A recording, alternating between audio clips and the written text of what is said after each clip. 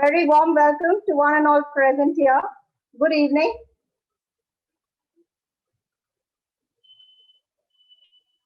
It is our honor and greatest privilege to welcome Dr. Gayathri Deepak onto our school's advisory board. Dr. Gayathri is a renowned educator with over 3 decades of experience in education. She has been the advisor for several institutions affiliated to different boards and has drawn richly from the process-based approaches of each of these boards. Right from KC High, which is both a Cambridge and an IB school, to Chetana Education, which follows the Cambridge curriculum, to Alpha Matriculation School. I have named just a few. Welcome aboard, ma'am. Thank you. Pleasure to be here. We look forward to your adroitness complementing the slate of all of our mentors in bolstering the school ecosystem. It's our pleasure that you're with us here. Thank you so much. Most welcome. Thank you. Thank you so much. It's a real pleasure to be here and to meet all of you this evening. Wonderful to be here. So I hope we have a good evening together today. Happy evening, Ms. Gayatri. Good evening. Happy evening. Our parents and our mentors from the Pallikudam community. I'd like to welcome Dr. Gayathri Deepak into our advisory board to enable our young learners into the journey of the 21st century education. And I take this opportunity to also appreciate the efforts of all our parents who have stood by us and worked as a community in terms of enabling learning to make sure our children, we could continue with the home-based learning during the pandemic.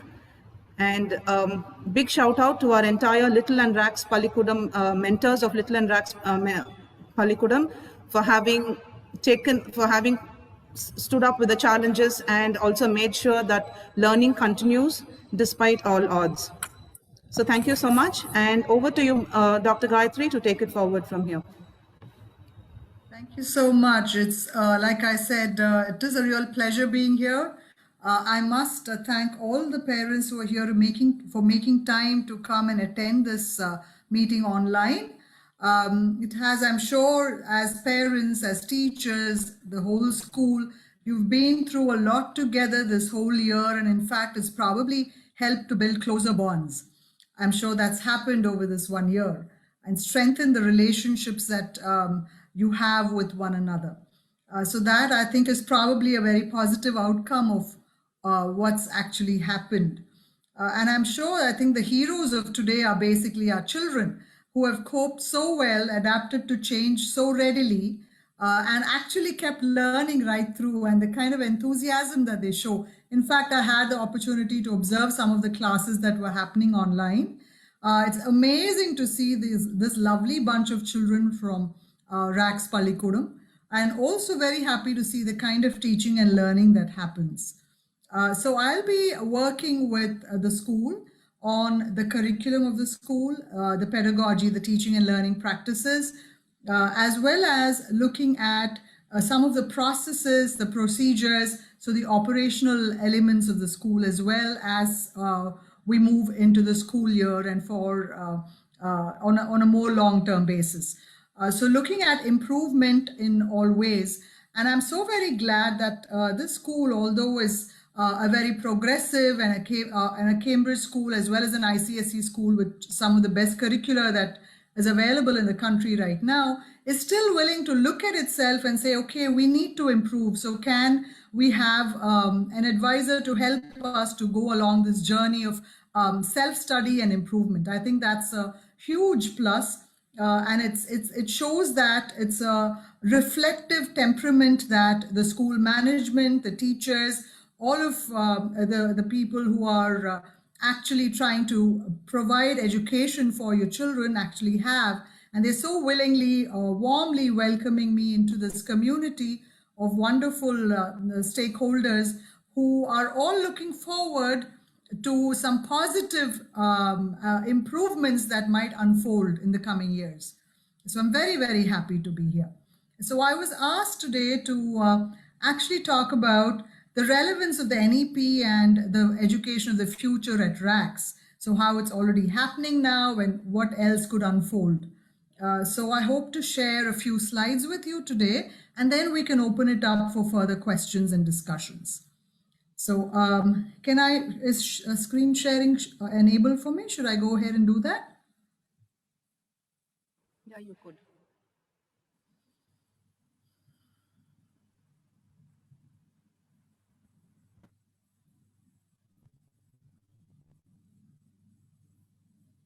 Okay. Just give me a minute and we'll start.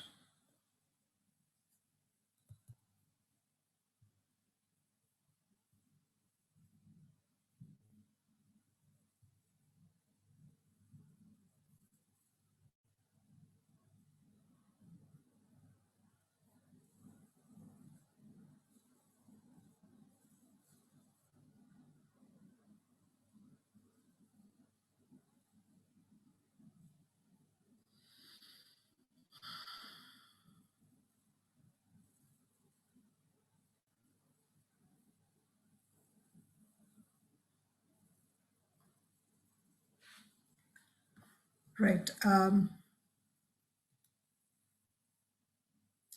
So we'll start off right away with what the NEP is saying. I'm sure over the past year, since August, you've been hearing a lot about the NEP. You must have been listening to a lot of programs on television, reading a lot of articles about it in the newspaper.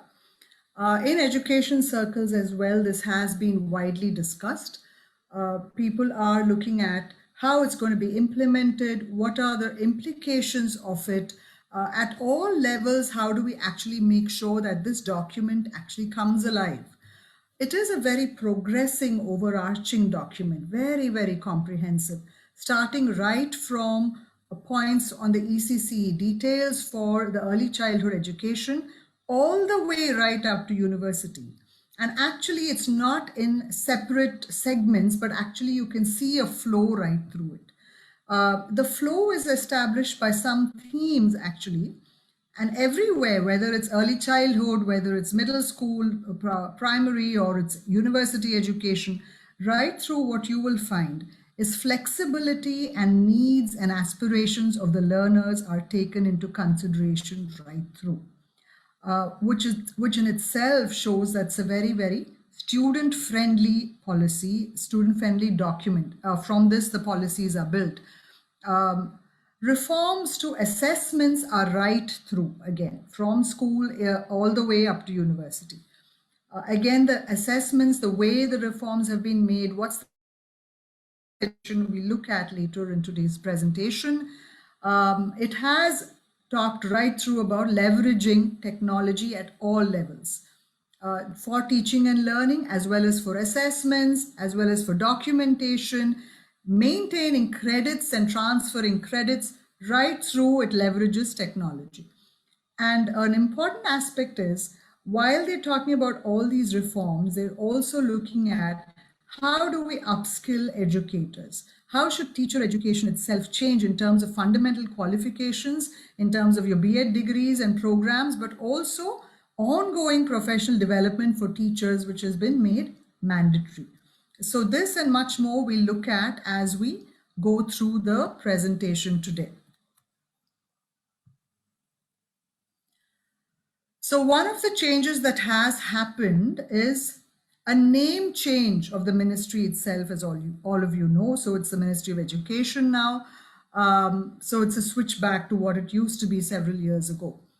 And then you would have noticed that the preschool or the foundational years has actually been brought into the ambit of schooling. So when we look at the policy, you might think, oh, isn't this already the case? But actually, we should remember that this is talking about the entire country, all kinds of schools, right? So preschools up to the age of 6 years was actually considered out of the school space, especially when they were talking about governmental organizations. So they had Anganwadis, Balwadis and all that.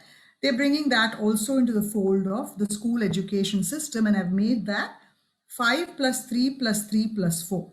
So schooling is no longer considered 10 plus 2, but we are shifting to this mode, right? So 3 years to 8 years is called foundational. 8 to 11, which is the primary years, grade 3 to 5, is called preparatory. 11 to 14 is the middle stage. 14 to 18 is secondary. So it's 9, 10, 11, 12 taken as a whole, and it's not 11, 12 separately. So they're actually ensuring that continuity. Now again, you might wonder, okay, many of the private schools in our country usually start at 2.5. Sometimes there are schools, including schools that I've been associated with earlier, which also have a Mom and Me program, and there are schools which start welcoming little babies as young as even 9 months, and they do have programs for them. This has been necessitated because, especially in cities, in urban areas, where we all live in nuclear families, it has been necessitated. It's no longer that you need a whole village to bring up a child. You need to take the help of social agencies like a school to actually co-partner with you in bringing up your child, and therefore the need for these programs. Also understanding that different kinds of families, different kinds of people who come from different socioeconomic strata have different needs. And so this has actually come into part of schooling much earlier than what was proposed in this document. We should also remember that this document is made for the whole country, right? So it's taking into account all kinds of socioeconomic strata, people from various backgrounds and various geographical locations. So what is given here, we should take as a common standard, at least a minimum standard, which everybody has to maintain. And again, we should also say that these are guidelines, and it has to be made into policies, which is all happening. And then later it's implemented stage by stage in different states and at different levels. We'll come later to how that might be made, but and look at points which are mainly relevant to us at RACS. So curriculum, they've said, should be conceptual, it should be competency based, and it should not be heavy on content. Already, I think the school is already doing that. It is focusing on concepts, especially if it's a Cambridge curriculum, but also by blending in up to grade 2, the school is ensuring a strong conceptual foundation. It's also already, I can see that it's competency based, and that's why they keep stressing on 21st century skills. It is not based on coverage of content. In fact, the curriculum already at RACS and what they're moving towards is also going to be focusing on skills as it already is. And it's not going to be focusing on, okay, have I covered the entire content which is prescribed in the syllabus? Because the syllabus, they understand, is not a writing in stone, but how is my child learning, progressing, picking up on concepts, and at the same time getting mastery of those concepts. So again, the overall as well, you can see that in this document, that's the emphasis. And they're going to be doing it at all levels, right from the teaching and learning to the testing also.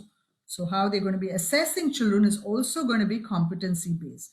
It's going to be outcomes based. And the new national curriculum framework, which will be formulated by NCERT and later by the SCERTs, will also be looking at that. So here is you can read this slide, and then again, I've highlighted in the slide, this is a direct extract. What you see in blue is a direct extract from the document itself, the NEP. And it actually, this little highlighted portion shows that alternative models of education will be encouraged. And so for schools to actually begin implementing their alternative models of education, they will not be restricted in doing so. Right? So the focus will be to have less emphasis on input and greater emphasis on output potential concerning desired learning outcomes. So it's all outcomes based, meaning what can the child do? What can the student do? right? What will he be able to do and show us in terms of competencies and skills, and not to say how much content have I actually been able to master and therefore can reproduce. So it's a very big shift. So it's knowledge, skills, understanding are no doubt all clubbed together, but the emphasis is more on skills and understanding. Because like we know, information is so readily available nowadays, for it has been actually the norm for the past several years, and we learn from multiple sources. So instead of saying the textbook is the one source of all information, we are actually moving away from that and saying, okay, by actually looking at various sources of information, the textbook, what I listen to my teacher, how do I listen when I listen to my to maybe the TV programs, or look at videos on the internet, which is relevant to my topic of discussion. How do I get information from all that and actually build my own knowledge based on that? And then using that, what are the skills that I can demonstrate? What are the skills that I'm picking up? What are the outcomes that I can show? What will I be able to do is what this whole emphasis is on now. So it's very, very modern education that we are looking at. And it's also allowing for geographical diversity, right? So based on the demographics. So what is applicable in one state up north, they realize we may not be able to implement that verbatim as a curriculum and expect that to happen in a rural area far south. So it allows for this amount of flexibility, and it moves away from the one size fits all approach. They are saying that, okay, again, considering that it's universal, they are saying that students should be ready for school by grade 1, and that's why this emphasis on early childhood education has been established. But in early childhood education, what is relevant to us at RACS Pallikudam is the kind of pedagogy, right? So it has to be age appropriate, and it's clearly stated that it should involve stories, playtime, a lot of learning by play, inquiry-based learning even at that young age, because students naturally love to explore their environment and learn from all that. Looking at craft, drama, puppetry, and all that as means of giving an education to the child in early childhood and foundational years. So clearly it's moving away from using the blackboard alone as one source and the teacher saying things to the child, making them write the alphabets, learn your spellings, do cursive writing from kindergarten onwards. Clearly it has shifted from that. And it's moving towards a very, very natural way in which children learn. It's recognizing that clearly. And it's a huge step forward for our country's education system. And it will be focusing on all areas of child development.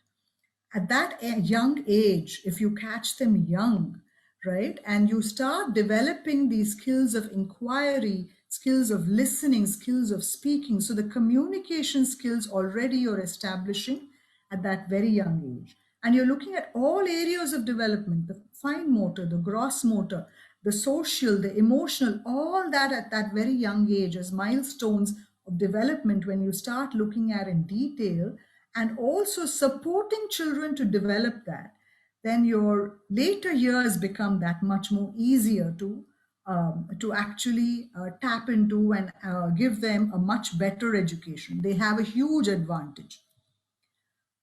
So like we already said, the huge focus is on foundational literacy and numeracy starting right from the early foundation years. And they want to have, it's a very, very, and I think we should all be doing our bit for this as parents, as individuals in society, to actually help our country achieve this. Universal in whatever capacity we can. That would be a huge step forward as a school, as a community, if we're actually able to assist people in achieving this. And that's not just restricted to our personal school itself or our children alone. So this is a huge goal that we have, that by 2025, can we look at achieving foundational literacy and numeracy? a number of private sector as well as a non-government sector people are already working in this, and the thrust is even greater now to assist the government in doing this. What is again in these points that we are showing over here? Yes, the curricular side, like we said, it's increasingly on reading, writing, speaking, counting, arithmetic, all this, because we are all very privileged, right? We are able to send our children to a top class private school. What happens to students who are coming from other kinds of backgrounds? In our country, the shocking revelation is a child in grade 5 is not even reading at grade 2 level. And that's the vast majority of our students, both in private as well as government schools. This is the reality. And government schools, we have more than 45% of our population actually sends students to into private schools. So it's almost 50% of our population depends on education from private institutions, which is actually showing a distrust in probably the government missionary or the lack of enough number of schools and teachers. So again, the huge thrust over here is to improve that quality. And I think all of us as educators, as parents, as citizens, we need to do our bit to contribute to that in whatever small way we can to enable that. And I think even a child-to-child approach where one child teaches another itself would help a great deal in uplifting our masses from, this throes of illiteracy that we're going through. So another very key point, which is relevant to us as parents, as teachers of Pallikudam, is the assessment, the formative, adaptive assessments, which are actually being enabled to track progress of the students' learning. So this is again a very, very positive step forward. You might have heard things of, okay, how it's actually emphasizing the mother tongue, also a positive move, where the mother tongue is given a lot of importance, at least till grade 5. It doesn't mean we shift our medium of instruction to Tamil or to Telugu or anything like that, but it just means that mother tongue is allowed, it should be welcomed, and it can be a very natural way of interacting with your child in the classroom as well. But again, for schools which want to adopt Tamil or Telugu or maybe Haryanvi or whatever as their medium of instruction, they can. But it's not forcing any private school to change, right? So we are let's be very clear on that. It's not forcing us to change our curriculum or our medium of instruction. Some let's look at what are the major changes. So that was just an introduction to about what the major thrusts are and what is the direction that it's taking. But here are things which are extremely relevant to the Pallikudam school. So yes, the curriculum has to be holistic. It has to cater to the whole child, looking at all aspects of development of the whole child. This applies right through until grade 12 and further and beyond. It has to be holistic. For school education, this is a must. And the emphasis repeatedly right through when you're looking at the school education part of the document is on reducing content, making it conceptual, making it applications based, making it interdisciplinary so that the students are not learning math alone, science alone, social studies and all alone and trying to compartmentalize their learning. It's about interweaving the different subjects and making it relevant for the children and real world and making it come alive for them.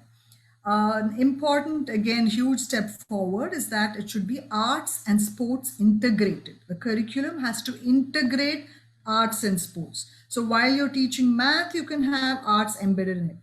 It could be performing arts. It could also be actually visual arts. So it's integrating the arts program with various other subject areas. So look at art and science.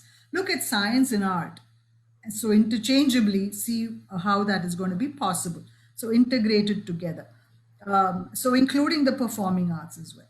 So this is another huge step forward. And I think in RACs as well, already the curriculum that they offer is no doubt holistic. It is looking at all areas of development of the child, and it is concepts and applications based, very much so, right from starting with the Reggio Emilia approach. It's about integrating the head, the hands, and the heart, right? So putting things together, tinkering with material, exploring ideas, working on inquiry-based projects. All this is already happening. So I would say the school is already on the path, and much before all this was even actually brought out by the government. So the school is already doing a fine job of all this, and it's very much in line with what the NEP is saying. We are here to make this even better. So this is about how teaching and learning should look like. So if we talked about the curriculum, now we're talking about the teaching and learning, experiential, discovery learning, discussions, questions, storytelling, exploratory learning, and all this. So what are we going to be looking at further when we're looking at such pedagogical practices and curricula? We're also going to be looking at how are we integrating it with technology. So the emphasis is also on coding, digital literacy, computational skills. In fact, in the RACS program, you would see that digital literacy is compulsory to the extent that one of the subjects in, I think, grade 10 level is computer studies, which has been made compulsory, I think. Correct me if I'm wrong. Probably the name of the course, I'm saying it a bit differently. This is from the ICSE. ICT and ICSE curriculum, science, right? for the ICSE, yes, we have made it mandatory. Yeah. So again, this is all in keeping with saying that we have to enable our students to look at digital literacy as something which is essential in their lives. So the school also, again, constantly talks about 21st century skills, right? So when we're saying 21st century skills, we're looking at reasoning, problem solving, communication, collaboration, critical thinking, and all this and much more when we're saying 21st century skills, the ability to negotiate, ability to actually persuade and convince another person of your standpoint, right? Ability to collaborate and so on. So when we're looking at all this, we find their place in what the school does, even in its day-to-day transactions, in its day-to-day teaching and learning that happens. I've seen the learning in some of the classrooms, a few observations which I did. And I'm very happy to see that students are engaging in discussions. It's not a one-way communication from the teacher to the student. Rather, the teacher encourages students to discuss at length, to debate at length, to counter one another's points, to actually get information from multiple sources, even when they're as young as just in grade 2 or grade 3, and then actually put their points forward in the class, be able to take feedback from their peers as well as the teachers, and build and improve on their understanding and their presentation as well. So this I've observed happening, and I think that's clearly what the school says in terms of developing 21st century skills. They're definitely doing that, they're on that path. Again, coming back to what the NEP is saying, it does emphasize ethical and moral values a lot. There is a lot of emphasis on moral reasoning, right? In life, we're faced with so many dilemmas, and how do you take the right decision at the right time? And this also, they do ask the school to trigger a thought on that, because we know the reasons for it. Because as they go into higher education and they want a job, it's not about taking shortcuts, but about taking the right decisions. And that's also very much part of the 21st century skills. So it's about being a socially functioning citizen with the right moral and ethical values also. So the NEP focuses on that, and I'm sure the school also repeatedly emphasizes that. And that's one of the reasons why we also keep saying, when you're taking information from the internet or a book or whatever, make sure you do not plagiarize. You can quote, you should quote the source from which you're taking it, but never take something and pass it on as your work. So this is a small example of the ethical and moral values which the school, even through its curriculum and pedagogy, tries to build. And of course, a lot unfolds during the year. Vocational education is given a huge thrust in the NEP.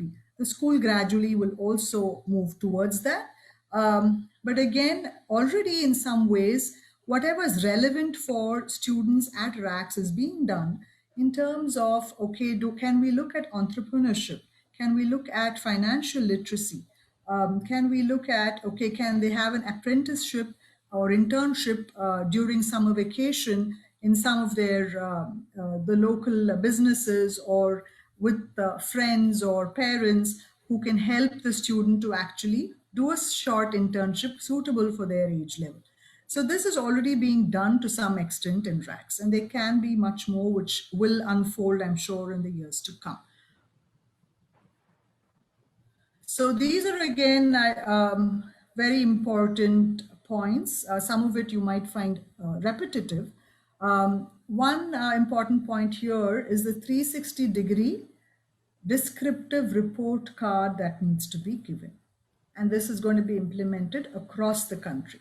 So it's not just grades based on different subjects, but rather the competencies, the development of the student itself, that's going to be reported on. So it'll be detailed observations that are done, anecdotal notes that are maintained, and based on all that, the teacher needs to cull out and actually present information to the parent. And also a key point which will be very, very relevant for high school students and parents is the flexibility in the choice of subjects. So whatever board you choose, we do find that people, oh, can we shift to a board which is more relevant? This is going to be universal. In fact, many of the points which a Cambridge school follows or an IB program follows has been, you will find a lot of similarities henceforth in terms of the flexibility and choice of subjects. They don't need to be choosing subjects from one stream alone. They will have a choice to choose from different streams. So ideally speaking, whatever school they go to, of course, the school will be advising them on how it will benefit them when they apply for higher education. But ideally speaking, a student, if they need to choose 5 subjects in grade 11 and 12, they can choose music, a social science subject, or something like humanities as well as science, and mix it all up if that's their interest. But of course, the school would be advising them on what would be most relevant for them according to their career choice later on, because it has to make sense. So you might question, okay, when the board allows it, why don't you allow it? But every school would definitely want to advise its students on what is going to be relevant for them as subject choices when they apply to higher education, and also when they need to take up a job, right? So it needs to be relevant in such respects. So the school would appropriately advise them and give them suitable choices. But the choice begins not at 11 and 12, it begins right from 9th grade onwards, like you already have in the Cambridge program. So they learn to make those choices much earlier. They're enabled to do it. So the student, the agency of the students as well as the voice of the students matters a lot. So the last 2 points which we've mentioned over here are extremely relevant for higher grades, for 9th to 12th and later on in university level also. So flexibility in board exams, the 3rd point on the left side. Flexibility in board exams. So again, the board exams, even if you take a CBSE or a state board curriculum, is going to be like that. This flexibility Cambridge already offers. So in fact, in Cambridge, you have exams happening at multiple times in the year, and the school usually enrolls students for a particular session. There are schools which enroll them both for a June session as well as a November-December session. For India, Cambridge has brought in a March session, which many Cambridge schools go in for because it's easy for them to apply for universities, especially when it's 11th and 12th. But here, like Cambridge also does, that you're allowed to do the same subject again if you want to improve your grades. The same system you will come into, in fact, CBSE has already done it for 2 subjects. They're going to be doing it for 2 more this year. So Hindi and so this flexibility in board exams will come, and also the ability to take it at a higher and a lower level, which Cambridge does, which IB does. So the same subjects can be either taken at a higher and lower level. And this is what CBSE has also done for Hindi and Math. And they're doing it for 2 more subjects this year. So all these changes are coming into the mainstream of the national boards also, whether it's a CBSE, ultimately the ICSE will also be doing it. Usually the CBSE is a trendsetter because it has to follow what the government says and they implement it through it. So they'll do it first, then the state boards, the ICSE, all of them will have to follow suit. So what is being done in international boards has been accepted, saying, okay, this is very child friendly. So why not move towards that? And that's actually happening. The curriculum, when we're saying, is going to be competency based, when you're having flexibility in board exams, the assessments are going to be competency based, very much along the lines of what international schools offer through their Cambridge or their IB programs. This is what they're trying to do even at our national level, at our state level, because this they find is it makes a lot of sense in terms of actually allowing the child to show what he or she can do by the end of schooling and by the time they get into college. So assessments will be very clearly aligned with learning outcomes. Assessments will be outcomes based. They will be formative. They will be done regularly throughout the school year. And apart from this, some parents might get perturbed when they see, oh goodness me, they're going to be tested at grade 3, grade 5, grade 8, all at a national level. In Cambridge, already that's been happening. In UK, it already happens, and for years it's been happening. Let's remember that the achievement tests that are done at the end of grade 5, at the end of grade 8 in a Cambridge system, or in any UK-based system, is all about actually seeing where this child stands in terms of giving feedback to the school itself. Right? That's what it's all about. It's the school's necessity to see where they stand in terms of the quality of education that they're providing. Is it meeting the whole overall standards which the rest of the world is also setting? That's what they're seeing. That's all it is about. So it's not about rating the child's performance or comparing the child with another child at that young age. So it's not about advertising the child's performance either. Just because the child has got top grades, it doesn't mean that the school or the community celebrates that at that age, because this is all work in progress. The child is still very, very young. It's not a time to be exposing the child to all that. So this is about, okay, it's just another day that the child comes and does what and shows what he can or she can do, and that's it. What have I learned cumulatively over the past 3-4 years? And there I am, I'm just going to put that down in writing for you and show you what I can do. But that's feedback to the teacher, to the school.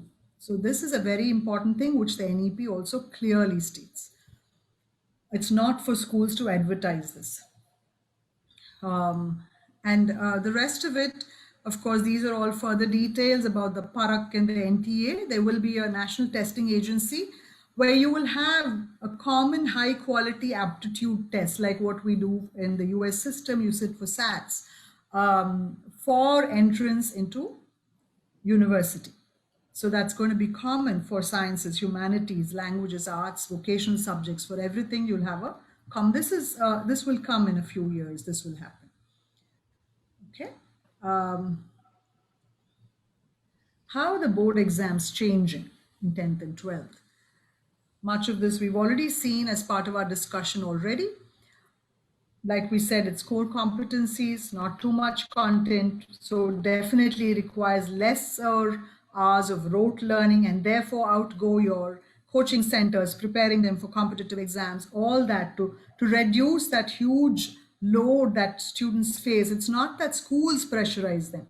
It's basically that competition, that race that we put them into, which is so very, it's so detrimental to a teenager's development. That huge emphasis on rote learning, mastery of huge amount of content, and showing that you can get that 99% and higher than that. That's what really pressurizes them. And the amount of pressure we face, oh my God, it's so very disturbing. And the amount of cases that we get of deep unhappiness is just unimaginable. So the NEP is clearly focusing on reducing all that, right from the NEP level to the policy documents to the implementation. So they want to do that in a systematic manner. The board exam papers is already changing, and this again very much in line with what happens in a Cambridge program, also to some extent in some papers in the ICSE. To have two parts, one will be objective and the other will have descriptive. So one entire part, like part A in a science IGCSE paper, physics or chemistry, paper one will be totally objective with 40 questions. So, and another part is then descriptive. So this is how our board exams, whether they're CBSE or state board, even this is how it's going to look. So across the country, we're going to see things like this happening. And it could be twice a year, and students would have the choice of taking best of two, which we already did discuss, that it already happens in international boards. And they can choose a higher or a lower level. So all this is happening on a countrywide level. This will happen across all subjects and all boards ultimately. So it is just that students in studying an international board or so are already at an advantage because they are doing this already. They're used to this already. And we should say that communication, cooperation, teamwork, all these which are emphasized. Now here, these are extracts from, I think, a UGC document. These are not just points that I am saying that I have culled out. This is a UGC document. And this applies as much to schools as it later does to universities. So you will find that the curriculum itself, if it's a Cambridge curriculum, and to some extent ICSE curriculum, also the CISE curriculum, does emphasize all this much more than other boards do. So I should appreciate that RACS had the forethought to actually take up a curriculum which is integrated with their own, they've seen the alignment with their own vision. Yeah, and they've actually taken this. So it's they are seeing this, the alignment with, you can actually see this alignment with what the NEP is also saying. These points are just a repetition of what we've done earlier. I've just put this in here so you can see that this is from official documents at various levels, whether it's the UGC, whether it's the NCT, everybody is talking about this, making their own documents to disseminate information across the country and also for their own departments. So you will find similar sets of points everywhere, right? It's all about also keeping in mind the social and cultural context. They're not reducing that, right? That in fact there is a greater emphasis on language and on multilingualism, on the culture or the Indianness that we need to inculcate in students to feel pride in your culture. ಮನೆ clean ಮಾಡ್ಬಿಟ್ಟು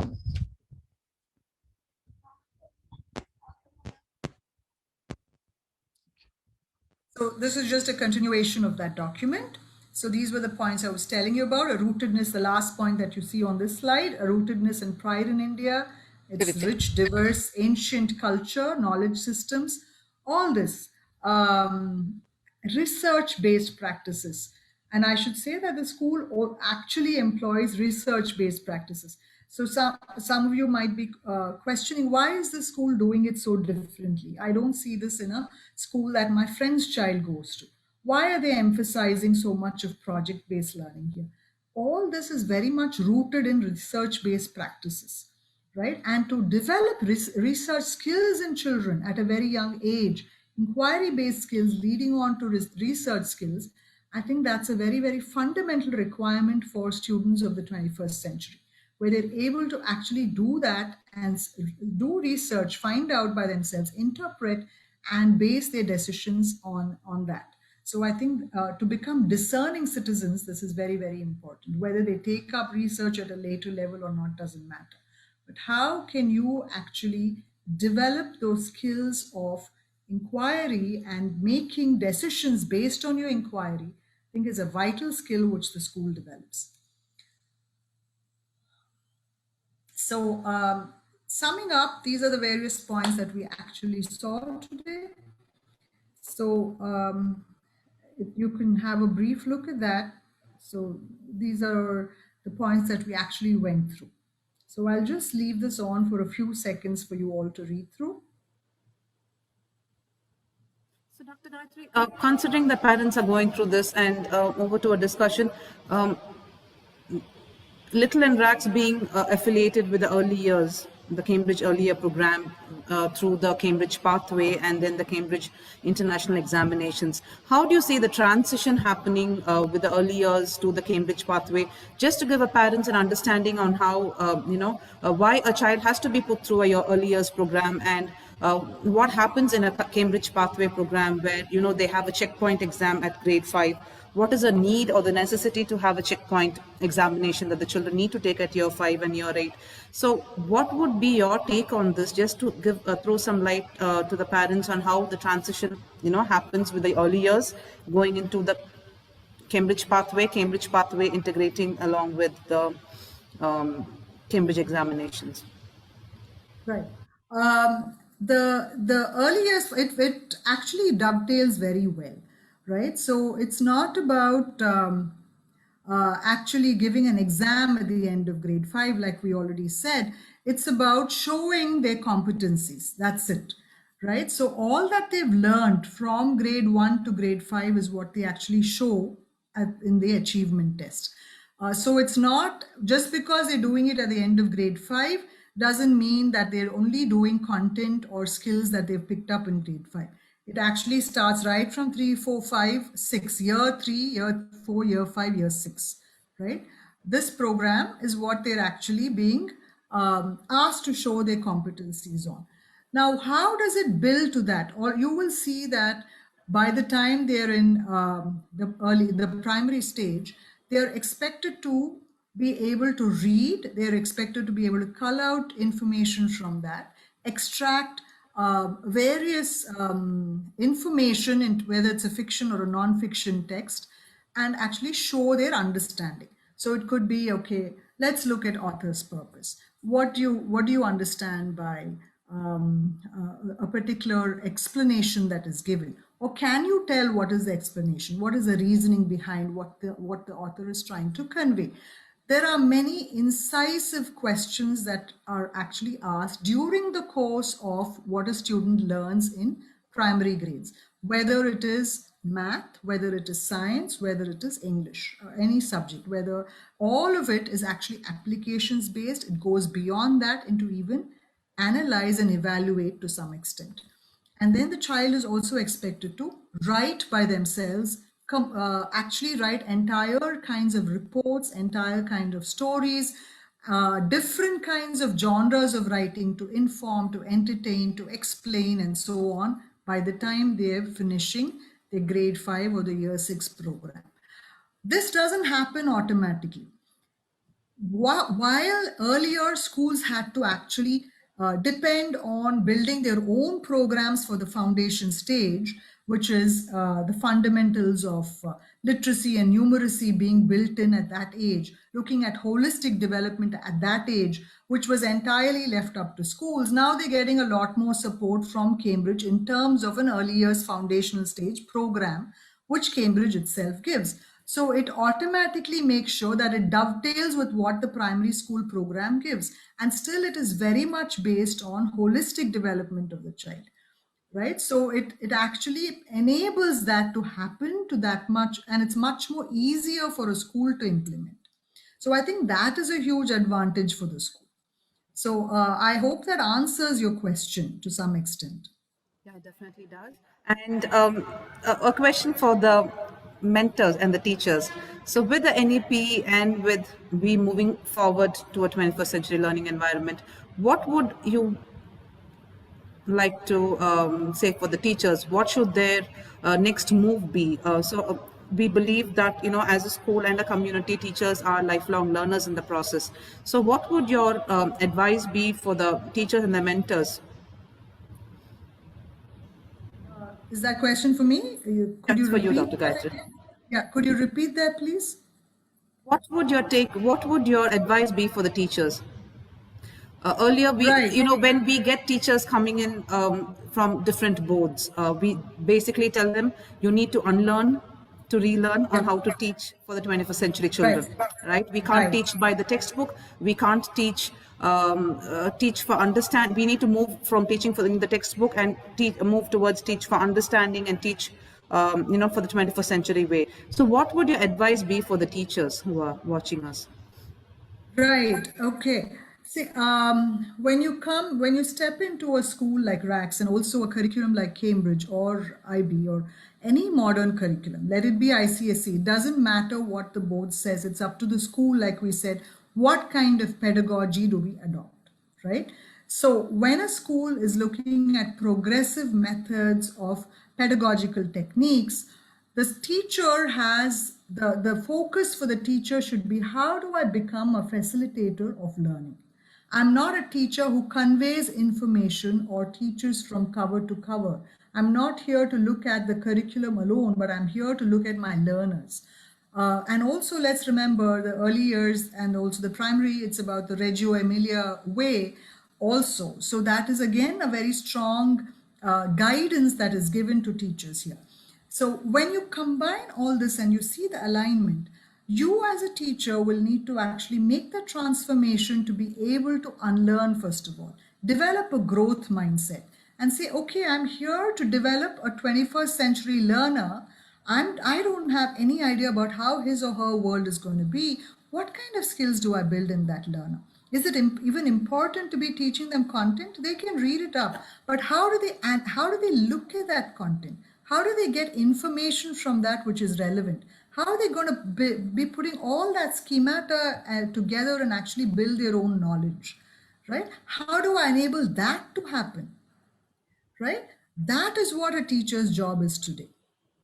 To do that, how the teacher learned when he or she was 10 years old doesn't apply at all anymore, at all, right? So as soon as a teacher realizes that, and then he or she will begin to see value in what the school is saying in terms of please retrain yourselves. And it doesn't take too long, right? Just like we've seen how adaptable children have been this past few months, it is up to us. It's a little difficult for adults to do, but we need to develop that adaptability to change. And change is the only constant. So to be able to plan meticulously, but again, to understand this is not a writing in stone. So when I have to implement, I should be able to think on my feet. And after thinking on my feet, implementing it, I should also be able to reflect. To reflect, there are certain methods. I need to write down notes for that. I need to maintain a reflective journal. I need to be a learner myself. And it's so much more harder, I do understand, to be a learner when you're an adult. But that's what we are here for. I mean, that's what we live life for. We're here to learn, right? In all aspects of life. And this is no different. And I think it's a marvelous journey. The more we enjoy it, and the more we all work together as a team and look at that space as joyful learning that unfolds for us as well as students and as co-learners in this journey, I think it's going to be a beautiful experience. Thank you for that. And in general, the general mindset of teachers or mentors, they feel I've had the experience of teaching in an international school or an IB school or a Cambridge a school for the last 5-6 years, and I know I have got results. I have followed the scheme of work. Why should I even shift towards the 21st century way of teaching and learning? Yes, is it okay, beneficial in terms of grades, and why should I shift? So what would you might get the same questions equally from parents as well, not just teachers, because yes, there are schools and there are schools, all right? So even in the Cambridge system, you would have schools which take one textbook, they make sure that ninth and 10th grade, the students are learning from one or two books perhaps, giving the exams, getting those grades. And this happens all over the world, not just in India. You can teach to the test even if it's Cambridge. You can teach the test even if it's IB. You can still do that, right? But here in this school, or any good school which is actually doing what it claims to do, any school would have lovely vision and mission statements saying we're preparing them for the 21st century. They'll all have these lofty statements. But if you want to walk the talk, right, you need to be able to see value in what the curriculum has to offer, extract the best from what it has to offer, add spice to it, that is your own thinking to it, and then make it come alive for the student. And that's what a good school does. It comes alive for the student, right? For individual learners, to cater to the uniqueness of every learner, to be able to differentiate your teaching and learning methods as well as your assessments to suit the learner's abilities, to scaffold that learning. All this is important. It's not about just saying, okay, I've another school, I just had to follow this and I didn't have to plan meticulously. I didn't have to write loads of lesson plans or plan assessments to a particular kind of way you're saying, or maintain assessment records the way you're asking me to, maintain anecdotal notes. Well, that school was not doing the right thing. It was not educationally doing the right thing. So whatever curriculum you're in, it could be it could be an ICSE curriculum or a state board or matriculation. The way you need to do it, a curriculum is just given by a board, right? That's all. The curriculum is then interpreted, and a school curriculum is built by the school. What you transact in the classroom is actually the curriculum in operation, which is up to the teacher. So the teacher is at the crux of all this. How is she going to transact the curriculum is what really matters. And that is what the child is going to be receiving. And therefore, if you're able to adapt to a modern school's requirements, where they're telling you, this is how we do it scientifically over here, pedagogically correct, research-based practices that we follow. So the better for you and for the children whom you teach if you actually pick that up and do that. So that is the requirement. It needs to be done and that's when you actually feel the value, your value as a teacher. Because at the end of the day, like the NEP is also saying, it's not all about those results. It's about molding the citizens of the future. So it's not about saying I'm getting those A stars, right? Or the 99%. It's about saying how much are you enabling your students to grow, right? In all ways, and how much are you there for them as how much of a safe, a welcoming, non-judgmental space are you creating for your students, a caring space for your students, at the same time ensuring also academic excellence, not academic perfection. The perfection is not getting 100%. It's not that. It's about academic excellence. Yeah. Ms. Gayatri, I'm Egli Jabraj, a mentor at the Little Palikudam campus. Ms. Gayatri, the most critical reform in the NEP is to replace the practice of rote learning and to have child-centered approach that can create opportunities for active learning engagement in the learning process. And it talks about the discovery approach, inquiry-based learning, and that can actually create a scope for critical thinking. And us being a Reggio-inspired approach for early learners, we have all these already in place since the beginning of the school, and which is actually an advantage for us when the NEP also came in line with it. Now, Correct, I would yeah. like to represent few parents who raised concerns when they sought admission with us for early learners, about the age criteria, which was not the same before. But as a school, we use the NEP as a guideline and have taken the child's readiness for the program into consideration. Now, I would request you to just throw some light to help our parents understand the smooth transition in the child's learning that would be required to admit the child to a particular class, especially 3 to 6. If you could just throw some light on that, our parents would be able to understand based on what have our admissions happened. As far as admission to any school is concerned, let's not just look at RACs. How should it be? I'll tell you how it has to be and see if it's in line with that. A school gives, probably has a discussion with the parents, a discussion with the child, might be giving some kind of admission tests perhaps. The word admission test is a misnomer. It's a diagnostic test is what the school gives, right? So what does the school do? It looks at readiness for a certain program at that level. So it could be the literacy, the numeracy, and the science, which is usually being examined. How competent is the child in that?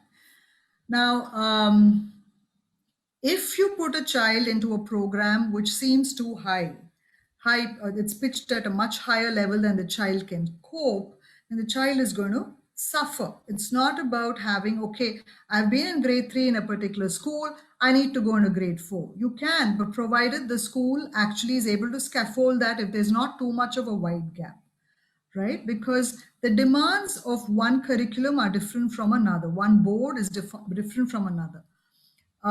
The demands in terms of cognitive demands, I'm not talking about content demands, cognitive demands. So these are called as the ability to apply, the ability to evaluate, to be able to actually express that evaluation in words, in writing, right?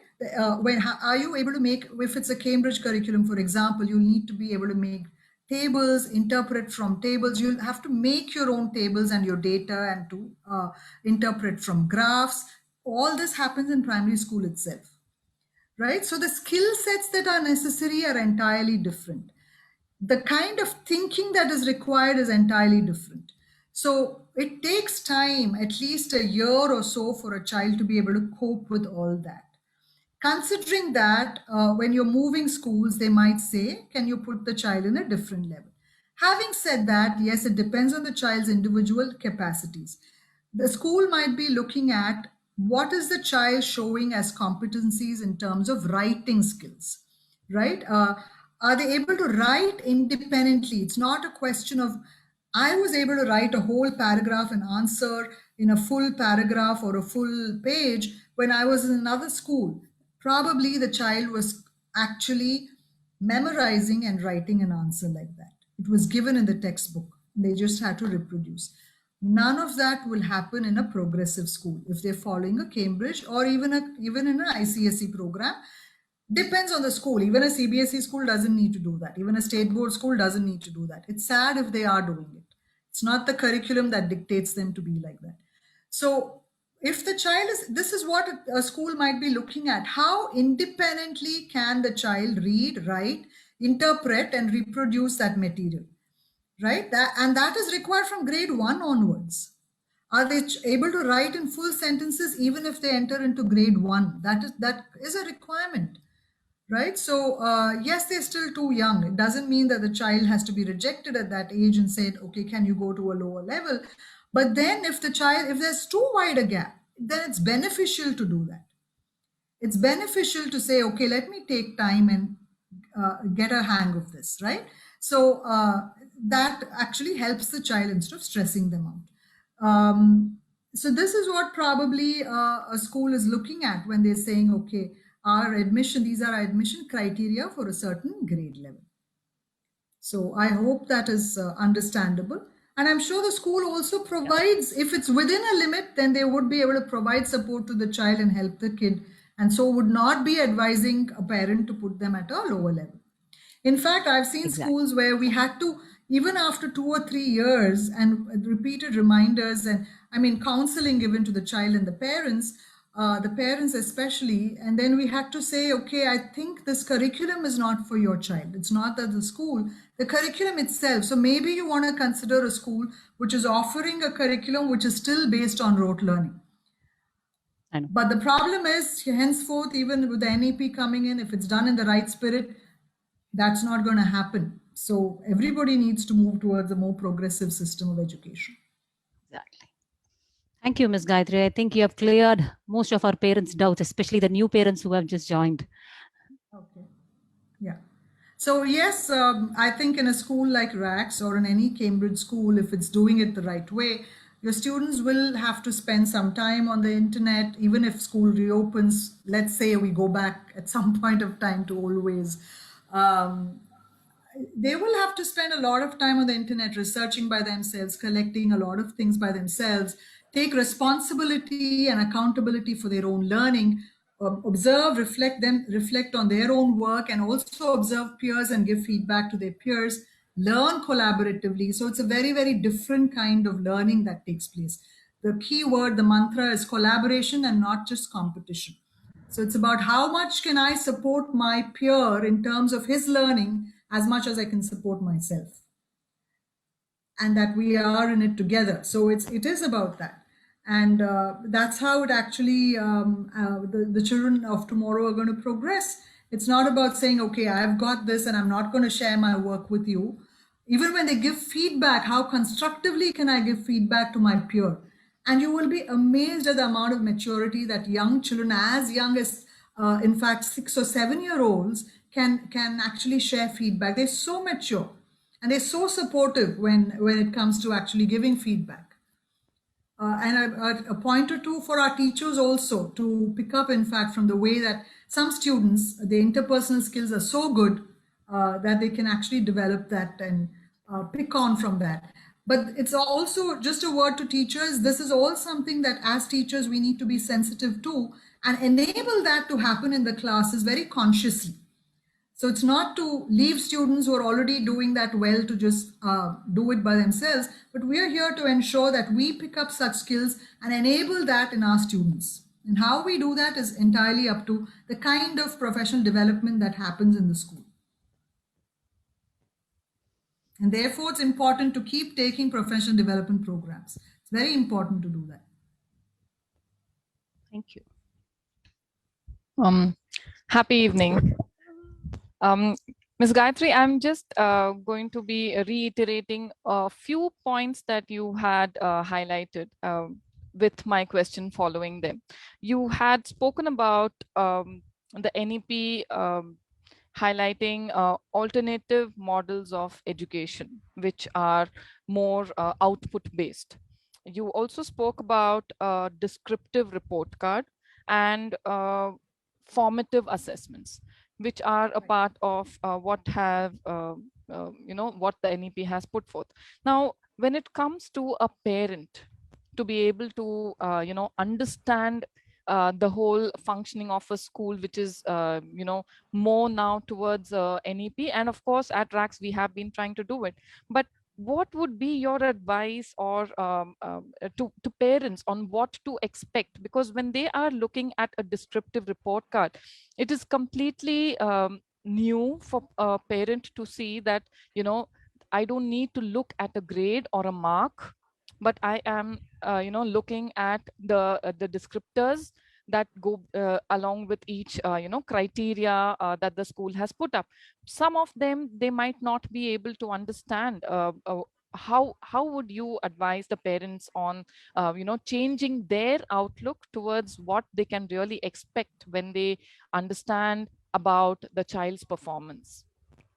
Yeah, I think it depends on how clearly the report card is putting it descriptively. And also how the teacher explains it, because it shouldn't just be a report card, especially at school level, at least 11th grade, where it's given as a report card and sent home. But obviously you'll be doing it with a teacher-parent meeting, a parent-teacher meeting, right? Yeah, so what I wanted to ask you is that parents, over what we have experienced as parents, are looking forward to that, because where they come from or where they are going to go from here on, they do see that it is the number which is really the matter, rather than what is being said. So yeah, again, for parents, I think a lot of dialogue needs to happen over the years, especially over the next 2 years, between the schools and the parents, right? So whichever school it is, where if you're shifting to a descriptive report card, how descriptive it is will matter. So you don't need to just follow what the government says. It's up to you to make it as descriptive as you want it to be, right? And when you're giving those, even within the descriptors, if you're using a rubric and you're saying, okay, progressing, optimal or beyond expectations or whatever is some criteria, you need to be able to define that clearly. And that could have various other parameters for which these criteria are being put. So explanation of that would be required. Or the report card could be even more descriptive with objectives which are taken out from the curriculum itself for every subject and also explained. And also the general progress as a learner. How is the child as a learner? Not just the performance of the child in a subject, but how is he progressing as a learner, right? And that across areas of development. Social emotional development being a very vital aspect of a child's development, physical development that you look at right through. Now, having said that, how is the parent going to be able to understand that? I would ask parents also not to be perturbed by it, but to seek out, if you haven't understood it, to seek an appointment with the school to try and understand that better. That's point A. Before that, if the school has already been able to have a parent-teacher meeting, train your teachers to be able to communicate that without any ambiguity. That is an essential requirement. If the parent still doesn't understand or the teacher hasn't been able to communicate well, please reach out to the next level. If there is a coordinator, a mentor, if the principal is there, please reach out, fix an appointment, try and understand that before actually arriving at your own judgments about the child's performance. The child has probably been doing very well in terms of the improvement that he has achieved, right? That is the achievement that you should look out for rather than an end of term grade that is happening. How is my child growing as a learner is what is most important. And that builds the confidence. And yes, the child is going to be doing well by the time they finish grade 12. When we say doing well, not against comparing it with another child, but compare it with your own child, how he was and how he is now. Yeah. So now just further to that, even on a daily basis, when a child comes home from school and he is carrying some work from school or he is not carrying some work from school. I mean, this entire approach towards education, does that now not show a shift towards how a parent looks at a child coming from school with certain concepts learned? Is it just about writing something, or is it about more of a dialogue at home as what the child has learned, picked up, and how the parent is able to communicate with the child? Or does a parent say, that is something that you can go and find out from your teacher? Why I am asking this is we do have expectations from a parent that there are certain tasks that a child takes home, but the child has not completely learned it. The teacher wants the child to explore the concept with the parent, with the scenario at home. But from the parent side, many times, not completely their fault, but they feel that a child should be able to come and if he has to be taught that entire thing so well that he comes and he should be able to do it, and he should not make any mistakes in that. So what we wanted parents to do is allow the child to do it, but when he comes back the next day, we would be discussing and we would be working through those problems. But again, does this look at a change in expectation from the parent and the change in the outlook from the parents' end when it comes to a daily interaction with children and the school? It's a very, very important, relevant question, and this is top of the important areas that we as educators as well as parents need to explore. And there are several questions that also raises, and we'll answer it at length if you have the time. See, point A is, I want to ask how many parents, right, or how many adults as teachers, as people who are in the workforce, we are also working. A child, when he's at school, is at work. He's doing a lot of work for 6 hours, minimum 6 hours. And it's very unnatural for a child to be working for 6 long hours. Of course, there's a lot of play that happens, a lot of social interaction that happens. There would be art, that's music. But remember, all this is work for a child. He's learning constantly, right? How many of us as adults want to take work home and we work after putting in 8 hours of work? Do you go home and work another 3 hours? But we want a 7-year-old to do that. I mean, for what joy? Why are we torturing our children like that? Honestly, where is the need to do that? Don't you think from the age of the child every day goes to school from the age of 3.5, 2.5, okay, till he is 17 or 18. You think he has not learned to read and write and do arithmetic and all that, if that's why we're sending them to school? Of course they're learning, and they're learning well enough. We don't need to make them redo and re-practice and master all that at home. At home, let them explore the environment. Let them talk to their party tata, their friends, their cousins. Let them play. Let them explore and learn. And if the teacher says, please pick up 10 twigs we wanted for tomorrow, please let them do that without fail. I want to pick up 10 twigs and 20 leaves. Please do it. That's enough for a little child. When it comes to middle school, high school, certain concepts that need to be practiced, I'm sure the teacher will be sending that home. I don't think any teacher will be so lackadaisical and not send work that if a child needs to practice, I'm sure the teacher will be doing that. If the teacher hasn't even cared enough to do that, please raise that question to the principal. It's her job to take care and ensure that the teacher does not neglect the child, right? From your part as parents, are you ensuring if from early years, I think there are 2 people who raised their hands, Miss Geetanjali and Miss Shiny, perhaps they have questions. But are you as parents, right from your early age, from a time the child is just a few months old, are you singing songs, narrating stories, reading stories to them, saying whatever chants you need to say, playing music, whatever you need to do? When you are all that is learning, and are you taking, when you're going out, when you're holding the child's hand, going to the market, maybe to the beach, maybe on a holiday, the child is learning through all this. He's looking at various cultures when you travel and learning through all this. And that's our job as parents. They're learning constantly with us, but to read to the children, to interact with them, to talk to them, and not to be glued on our phones when the child, and I've seen this happen, and it's, as a professional, I wanted to step in and say it, but I couldn't. But because, yeah, then it's who are you to say it to me arises. Where I've seen, okay, there's a dad playing with his child in the courtyard, okay, of the thing. But he's kicking a ball while he's still holding on to his phone and talking to somebody else. There's no contact with the child at all. He's there for half an hour playing with the child. But then he's on his phone also talking constantly and just kicking the ball for the sake of kicking it. And that poor kid, he has nobody else to play with, single child, just his dad. And probably the mom was busy or whatever. But then that's it. And that's his half an hour of playtime.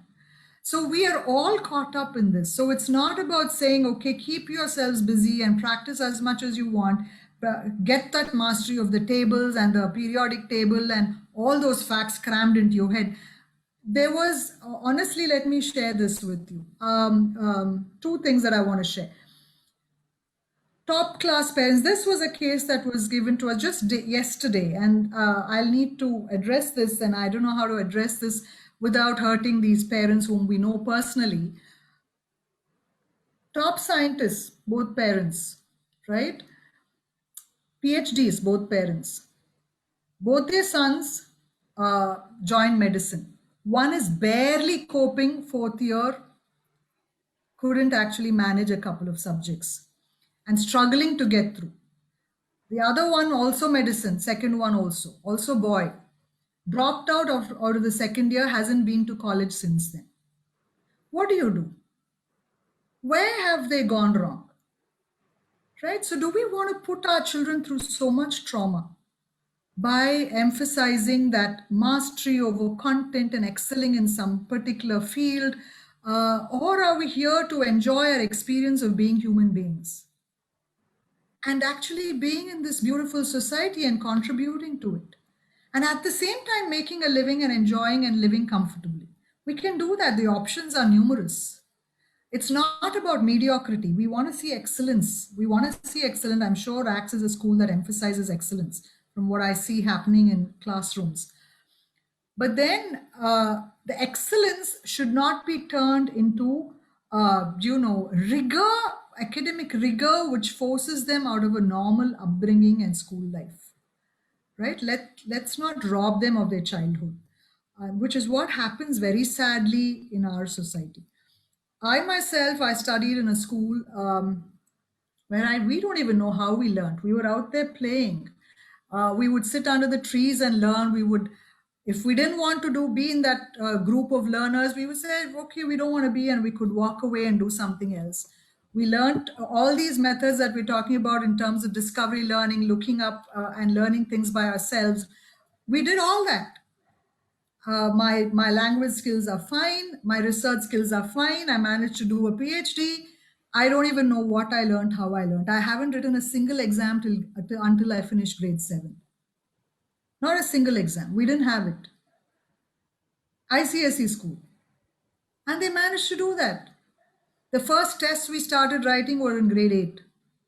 So I feel it's like we are overemphasizing the system and this culture of, reading, writing, giving exams and all that, and homework. I think we're just overdoing it. It's really not required. Just let's focus on concepts, learning skills to survive, to thrive, life skills, 21st century skills, and be very, very happy with that. And make sure our children actually do the 10th and 12th mandatory exams and do well in that. Well enough to get a good, decent university education of their choice. And that's what we're here for as teachers and parents. I mean, that's my take on it. And I would advise parents not to get perturbed if your third grader or fourth grader is not bringing in homework every day. It's not required. In fact, in some Scandinavian countries, they don't have this concept of homework. They go to school. Why should you do again homework? Is their understanding of it. Gayatri, what's your take on your certification programs, that the Olympiad, and parents? The first thing when they choose a school, one of the first few questions asked is, does your school send children for Olympiads? Well, it's yet another competition gimmick by private players in the room, in the I would like to add on to this, Ms. Gayatri. I even have a play group, a parent asking me, can my child take up a NEET exam or an IIT exam, So at the age of 2, they can. Who's stopping them? Please do. Exactly. Do. And does Cambridge or ICSE, help and support my child to take up the NEET exam? No school does. No school, whichever board, they cannot claim they coach your child for competitive exams. That's why you need to ensure that does the child have the aptitude for that? Ask for people like us in our 50s or people in their, in the older generations, 60s maybe. Honestly, when we grew up, we didn't have this pressure. Yes, there were classmates of mine who went into IIT, who went into medicine. I went into education, right? Each of us, we could choose, but we didn't have, that's when the pressure of these coaching classes started. So this is a culture which was propagated by private players for coaching classes as far as all these competitive exams are concerned. No school can claim that they prepare them for competitive exams. Yes, the curriculum of CBSE, being the board, which is the national board, one of the national boards, CISE also being a national board, but the CBSE's thing is dictated by the government. So they follow and they toe the line, and therefore the exam papers are made from that. But in the NEET exam, I believe as far as statistics go, a large number of people from Tamil Nadu State Board also qualified in it this time, a very large number. It's not like they didn't qualify. So if the child has the aptitude by the time they're at 14 or 15 and they show the inclination, the ability to put in that hard work and that effort that is required because they see clear alignment of their professional goals with that course, then so be it, let them prepare for it. Nobody is stopping them. Put in that. If your student wants to do football, put in the same rigor for that. If he wants to play the guitar, please put in the same rigor for that. Don't try to think that he can do the football and the guitar and also be a doctor. There are some geniuses like that. We wish them well. And so be it. So what? We're not pulling them back from being so talented. Let them be. But so what if you're not in that field? It doesn't matter, right? That's not the only end goal.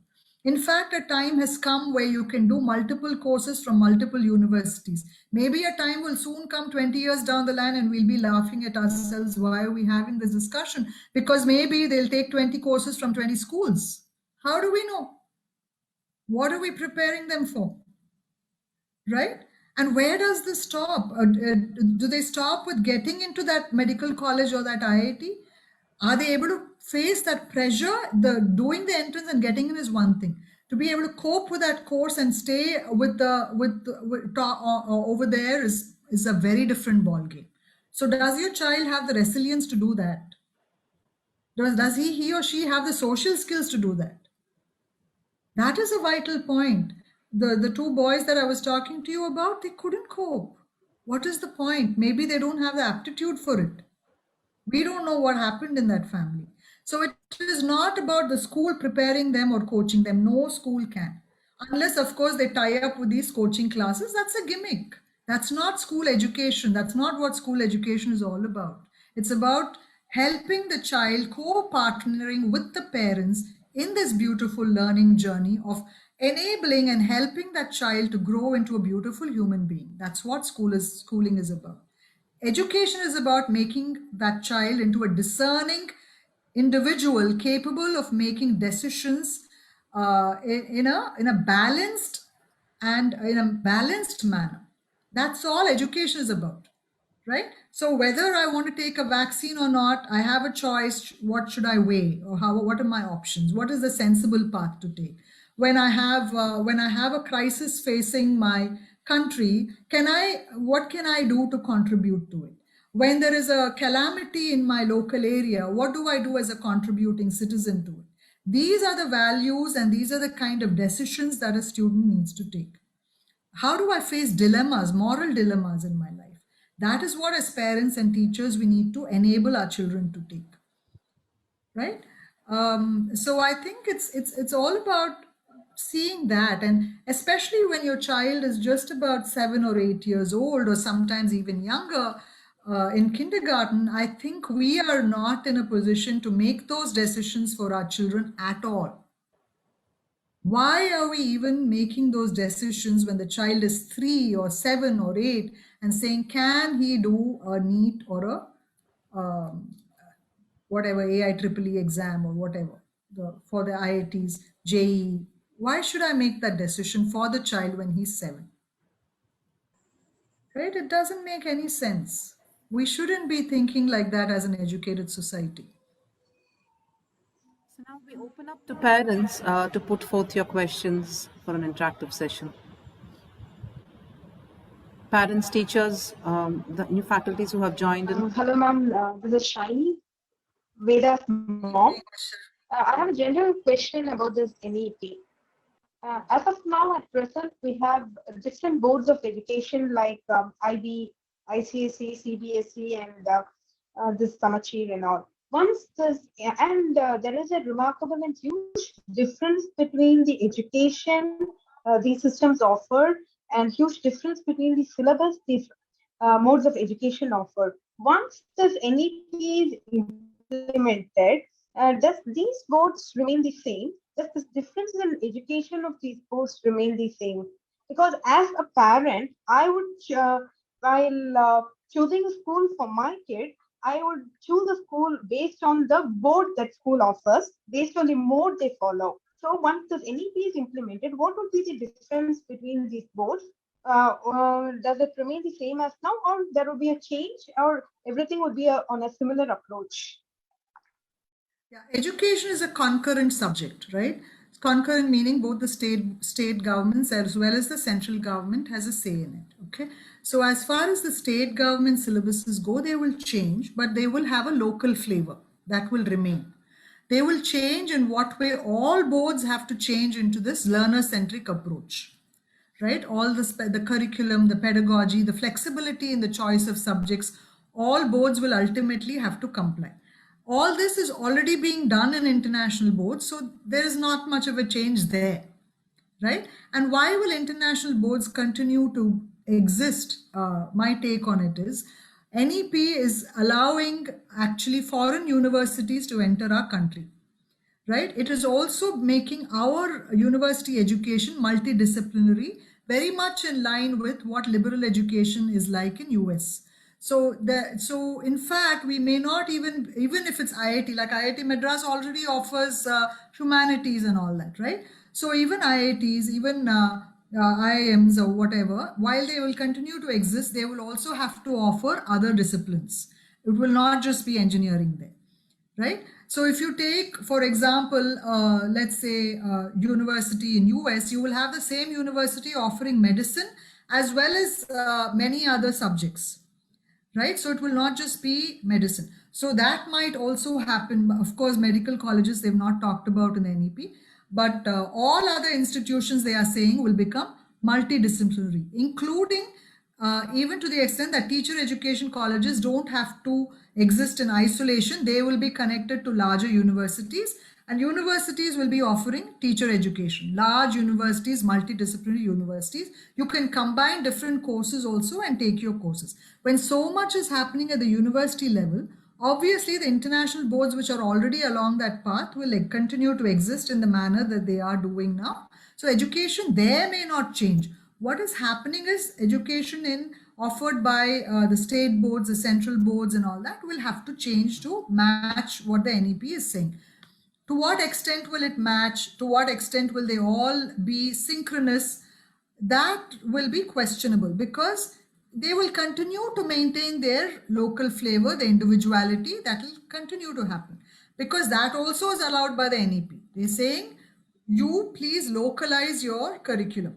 You don't have to follow a one size, or it's not one curriculum for the entire country. It's not like that.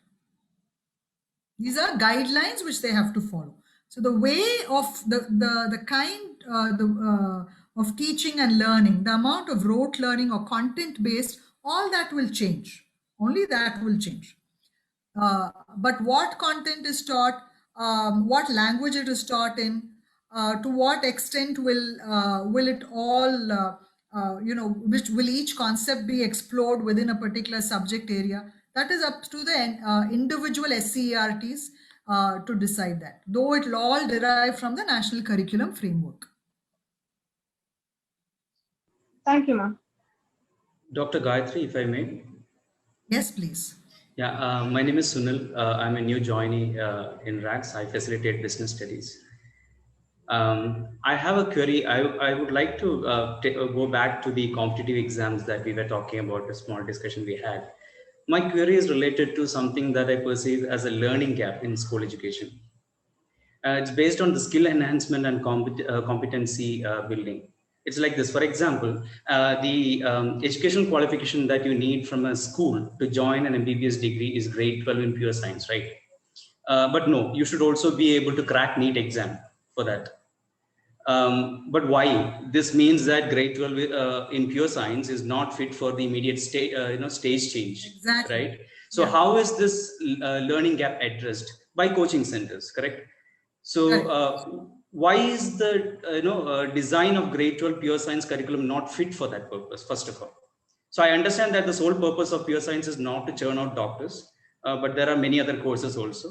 All I'm asking is if it was designed differently, or if it was customizable for the students. I'm not talking about flexibility of subject choice. I'm talking about flexibility within the curriculum. Won't it suffice this purpose? Like, Yeah, which is... Yeah. Yeah, please continue. Finish your question. Yeah, so if you focus more on competency building along with skill development, won't it help the students to crack the competitive exams without a coaching center, thus eliminating the, the learning gap in schooling? So we exactly don't have further clarity on how and when that's going to be implemented in terms of the National Testing Agency also. The NEET will continue to happen. The JEE will continue to happen. Here we should remember that the sciences or any other subject that is taught at school level is taught as it's the subject that is given as a curriculum is for the general student population. Those are the basic minimum requirements that a student of grade 12 in that subject shows competency in. So that student who's taking sciences there, or takes math or commerce or business studies or whatever, needs to be needs to show competence in that subject at that level to get into universities for that course. It is not for a professional course, right? So if you want to specialize in MBBS, for MBBS, the kind of questions that are asked, it's not the content that is different. The questioning is at a different level, right? So the content may not be very different. It'll be a little bit more perhaps, but it's not the content. It's the mastery of the content that they're looking at, and the way the questions that are phrased are at a different level. So they would have a lot of questions which are at apply level. When it comes to the exam, the board, if we're talking about a CBSE or a state board, they don't have questions too much at the apply level. They stop at the understand level. And even the understand level is much lesser. You will in fact have rote memory. You will have questions which are basically asking you reproduce what you've learned. For example, manufacture of sulfuric acid. Write a one-page essay on that. It could be for 6 marks question. Sometimes in different boards, marks differ. It could 6 marks, 8 marks, 12-mark question, whatever. So they write at length. What do they write? What they've learned from the textbook. From the same passage, you interpret and you ask questions at apply level. Better still, ask at evaluate level. They cannot answer because they've not trained their brain for it. Similarly, when you're taking physics, when you're taking chemistry, which they need to do for their JEE, for their entrance, for math, the kind of questions, the problem solving skills that are required is much higher, which is not required at a CBSE 12th grade level or an ICSE 12th grade level. It's not required. So the children are not able to cope with that and actually do it based on the school syllabus. And therefore you need coaching centers. Let the coaching centers be. Just don't send all your students for it, all your children for it. Not all of them have the aptitude, and that's the sad part. Students who have the aptitude, please do. Go and prepare yourselves. If you recognize you have the aptitude, and you have not just the aptitude, you have the desire to go into that field, please do. But don't think that's the only option, either medicine or engineering, that is available. The whole world is open. There are ever so many options now. In fact, there are people who are questioning, like if you look at Zoho Corporation, they are upskilling the local population. They say you do, after whether you've passed 12th, you haven't gone to college, you have passed 10th, that's okay. We will train you for our skills program that we need for employment. They're training them. And there are ever so many options available now in terms of how you learn and what you learn. And I think the sky is the limit for students of today. So it's not the school exam, the CBSE exam does not let them down. Neither does the ICSE, neither does the Cambridge. It's a 12th grade preparation for you to go into university. That doesn't have to be a medical college. It doesn't have to be an engineering college. It's not preparing you for that. It's preparing you for specialization in that subject. That's all. Yeah, if I may add, it's like we are creating the platform for grade 12 for our students in our country. And even the university education is created, that platform is created by us. So the jump from one to the other, so that gap which is there, who will address it? The private coaching centers, or it should be along with the school system, right? Or somewhere, either it should belong to the school or it should belong to the university. So that is my doubt here. So the demand, actually, it is not even the university or the coaching center or anybody. Actually, what is the problem is the population. So our country has a huge population. The number of students applying for a particular university, it doesn't even have to be medicine. Even if it's BCom in Sri Ram College, Delhi, how many students are able to get in? Right? It's because, and that is why this high competition for those grades. One thing is the school, the boards themselves, when they're correcting it, they are actually sometimes they're saying, okay, they're falsifying the grades in terms of actually giving very, very high grades. So the students differ by a 0.1%, it's 99.9, and then you have hundreds of students getting 99.9. So what happens to the student who gets a 99.2? Right? So that is the issue. So therefore, and the number of colleges, we have a dearth for higher educational institutions. We don't have enough to cater to our population. So whether it's medical colleges, engineering colleges, let that be, even arts and science colleges, we simply don't have enough. And that is the reason for this heavy competition. And that's the reason why we're looking at those extremely tough entrance exams, to the entrance, which is extremely tough to crack. The gap is only when you're entering institutions like AIMS, when you're entering institutions like IITs.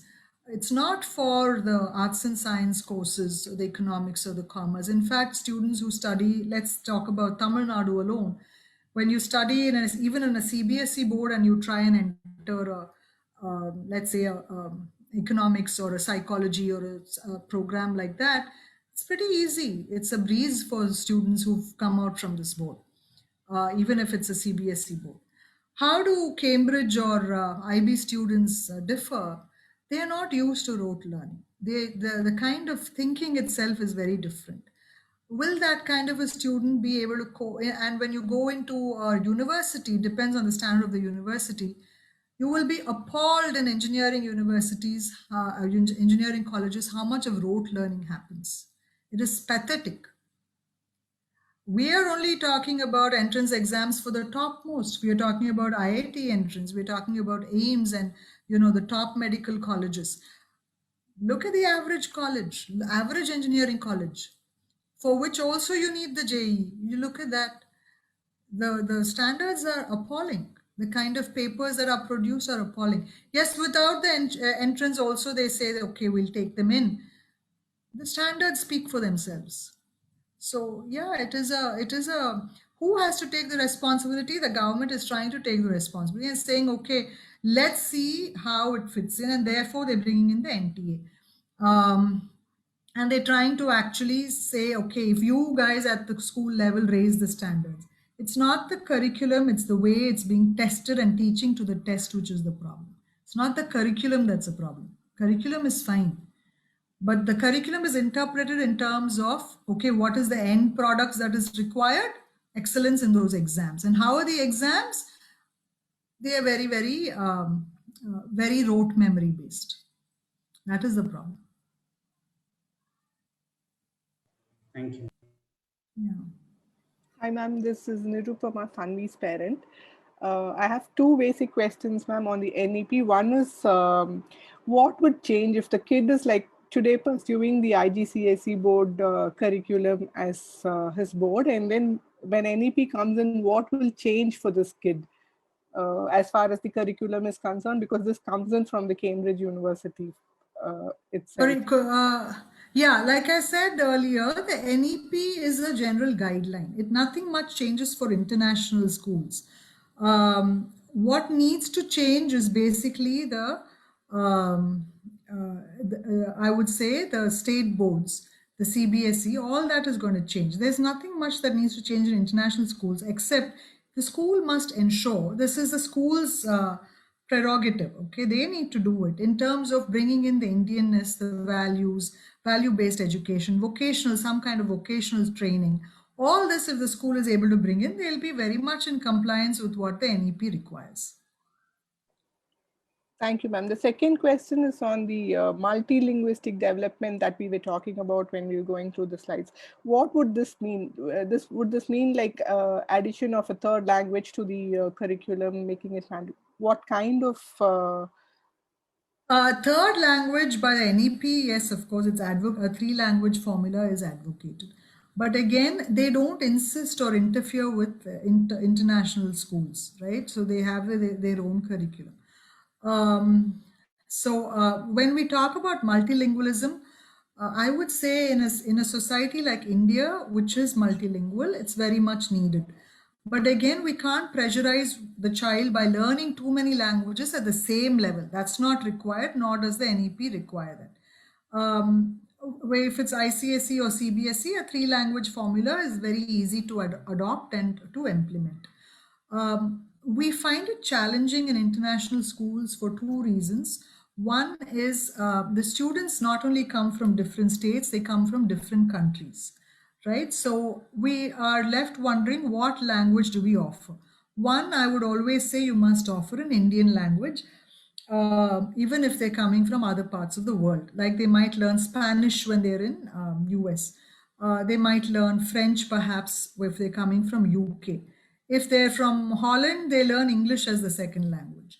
But anyway, what I'm trying to say is, in those countries, it's only a 2-language approach, right? So when they come to India, it might require a 3-language approach. The NEP will not force, it doesn't force any school to be doing that. Who forces it? It'll be the board. As long as your board is not telling you to do that, the school doesn't need to do it, right? Once the board says, no, this is what this country says, and I have to follow that, then it changes. So it's from the NEP is only a policy, it's only a guideline. Then you make the policy documents. The national curriculum framework is made.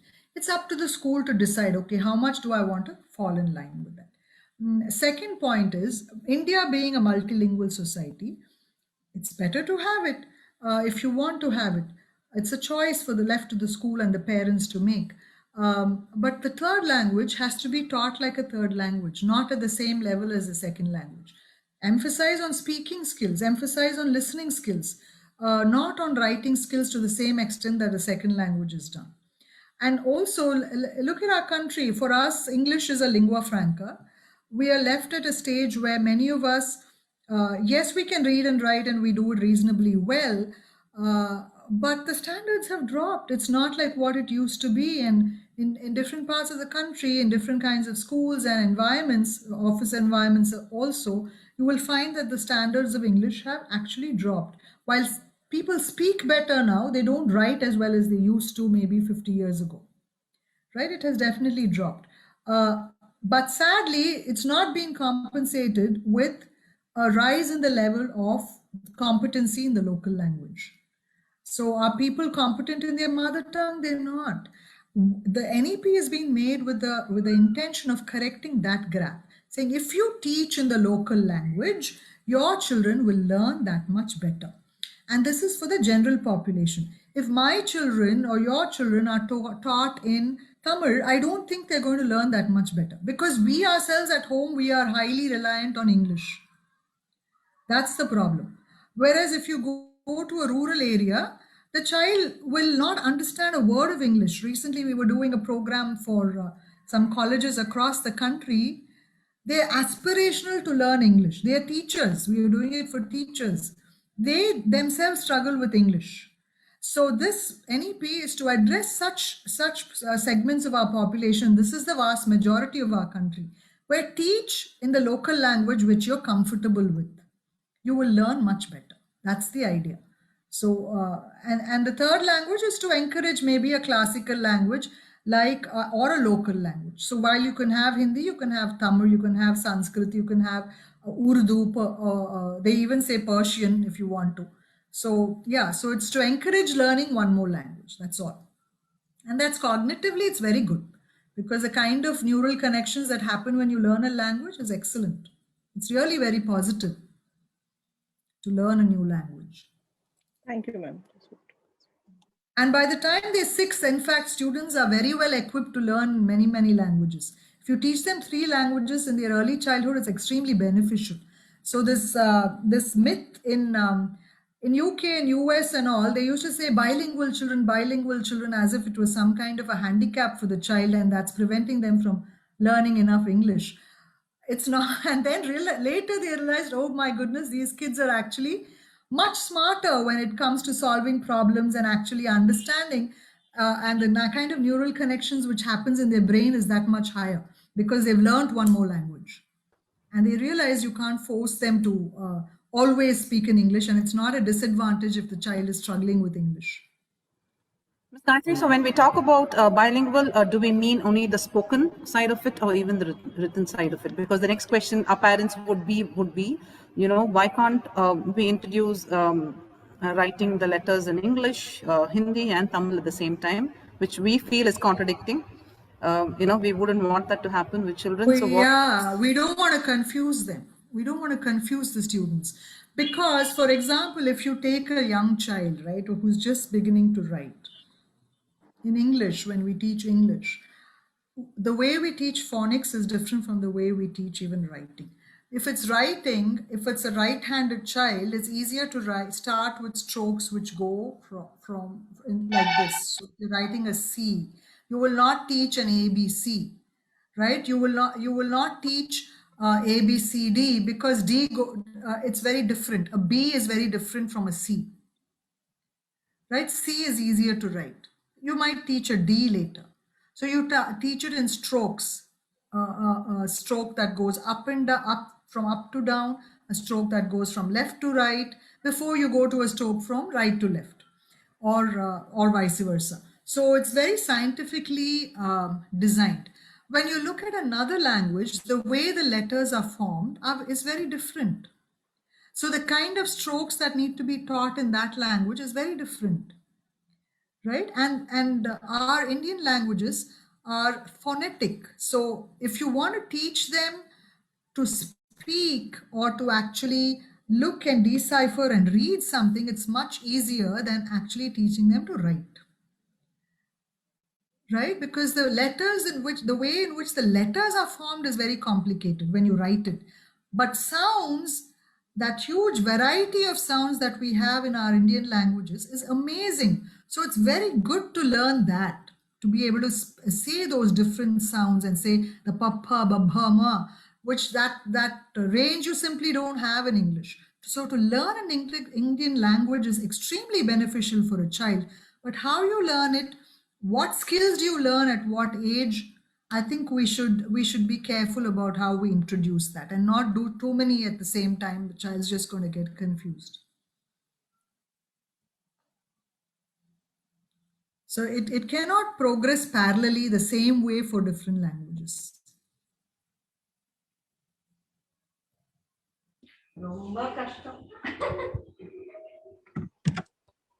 Parents, do we have any other questions? This is Shubha, a mother of Deeksha. I have a quick question, ma'am. When we say NEP is modified, it's modified looking at the holistic development of the child is what I understood. Coming from a rote learning background, most of the parents are from a rote learning background. How can we help the child in the holistic development in accordance with the NEP? Right. What you need to, when we say holistic, we're looking at the child's natural development. In fact, what we give in schools as a curriculum, how does a child learn? He learns very naturally according to his developmental appropriateness. So the school should be looking at the developmental readiness, so should the parent, right? So developmental readiness applies to all the areas of development: the motor, the fine motor, the gross motor, the social, the emotional, before we even come to the cognitive and the moral, right? So and all of this actually links together. It does form the whole child, and that's what we mean by holistic. So we are also looking at when we say moral, we can even go on to say, okay, even spiritual. So all these aspects of what make development and education related to development holistic, right? So as a parent, all you need to do is observe your child and see what comes most naturally to him. And that's all we need to do as parents. So do you think he's ready for this? Is he struggling to do it? But if I offer him a little support, a little scaffolding, is he able to understand? Is he or she able to do it? That means he's ready for it. But then, for example, if a grade 2 child, let's say you're teaching them a concept like condensation, evaporation. What would happen in a typical classroom? They would take a book. They would probably have pictures in the book which show them what is evaporation, what is condensation. The teacher will read, she will explain, they will write about it. And this is in a grade 2, then they'll memorize that definition and they have to produce it. How many students understand this? But then if it has to be developmentally appropriate, then you will start by doing things. So they will see what is condensation. They'll observe a demonstration. They'll see, you can talk to them about it as what condensation is, what is evaporation, as you're cooking in the kitchen, right? So you can actually show that happening and then talk about it and ask them to express in their own words. Writing it is not necessary. When should they write about condensation, evaporation? When they're in grade 5 or 6. But they can understand the concept and in different ways, including what happens on a foggy day, what happens, what happens to, why is there fog on top of a lake on a cold day, and then what happens to it as the sun shines, where is that gone? A grade 2 child will understand because you're teaching the concepts. And this is what the NEP is also saying that is developmental readiness and a holistic curriculum where you're looking at all areas of development of the child and making it developmentally appropriate. Thank you, ma'am. Hello, ma'am. This is Kaushika. I'm Aradhya's mother here. So it's almost taken 30 years to bring a change in our national education policy. So the common mindset of any parent in India is that a doctor's son has to be a doctor, a lawyer's son has to be a lawyer. As you said, an example, even the scientist doesn't want their kids to be on an average any other profession. They want them to shine. So it's all because of either an important part, the old NEP policy has taken. So this new NEP policy, how is it going to bridge the gap between the old and the new one, breaking the stereotypes?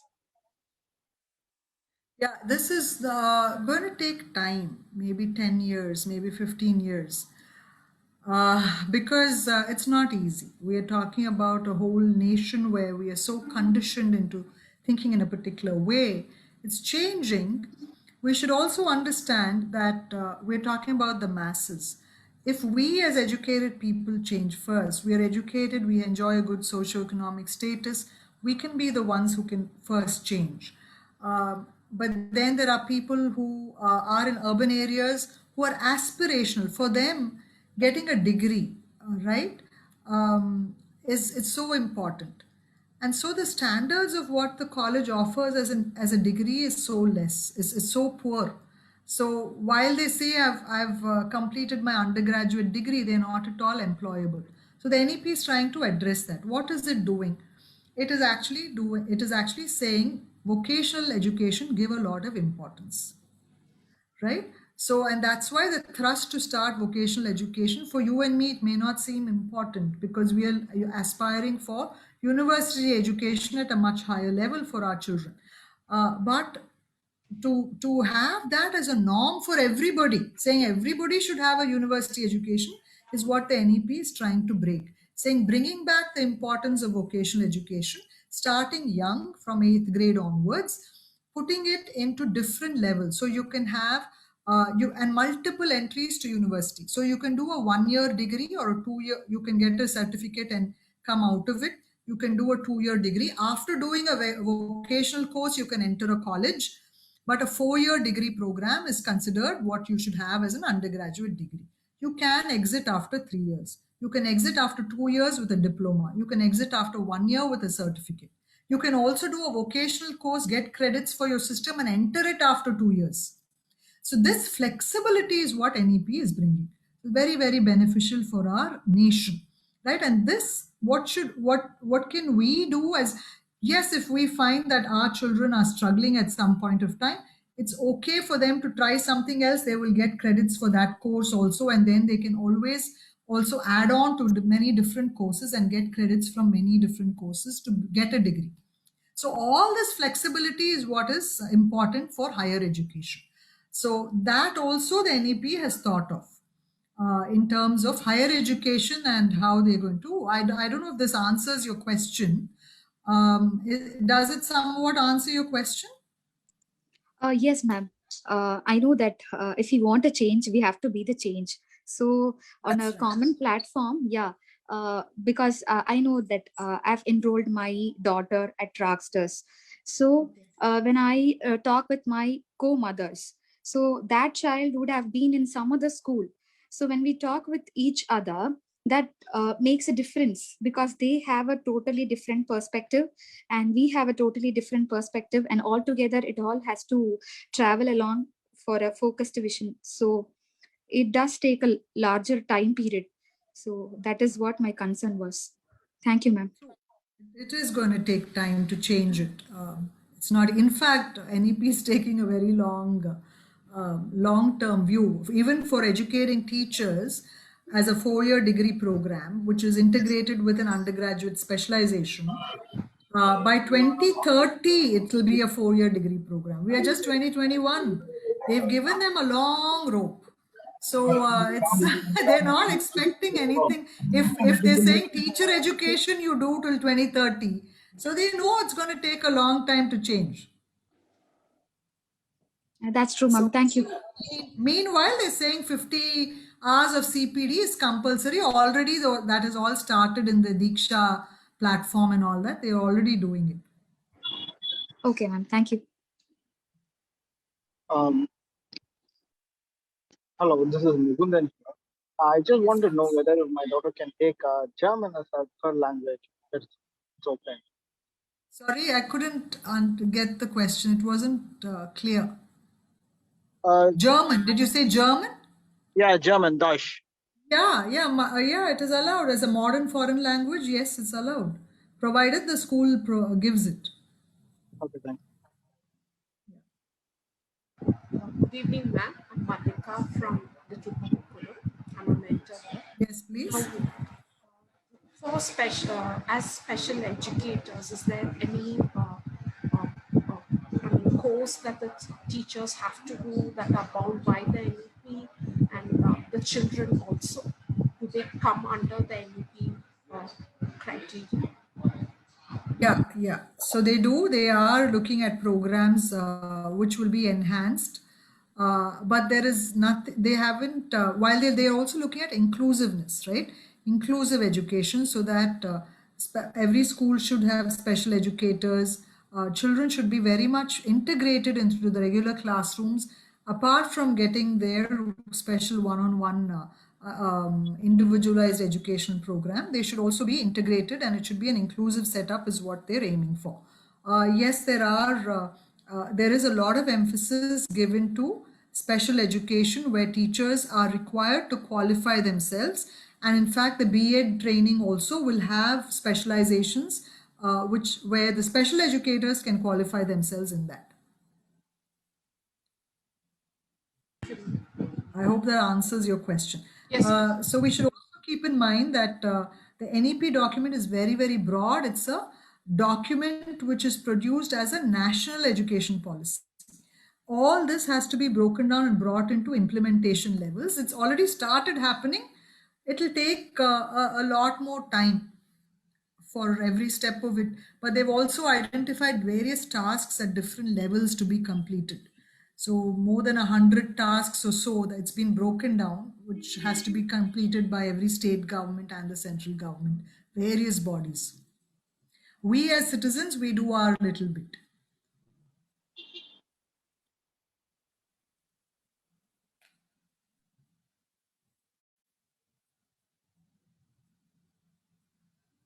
Any other questions?